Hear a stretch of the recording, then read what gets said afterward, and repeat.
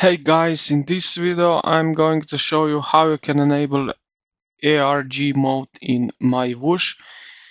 So ensure your smart trainer is properly paired as a controllable device, otherwise you won't see it. So I will show you how and where you will see this um, ERG mode. So when you launch the app, go to the paired devices. So you will see here at the top this one, right? And then here you will pair a device. You can also have speed sensor and so on. Now that you do that, we will go here now to the right. So let's go this one, and I will select, for example, this one, just like that, and hit the right button. Now we will wait a few moments to get into the right,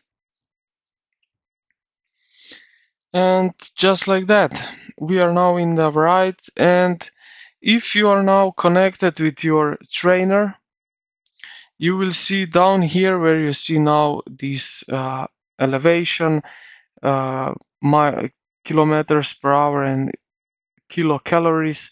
Somewhere here you will see ERG mode. If you don't see it, you here at the bottom left corner you see these three lines horizontal. Click on it, and then you will have button right here somewhere that you can turn on or turn off this ERG mode. And yeah, this is how you can turn him on or off. So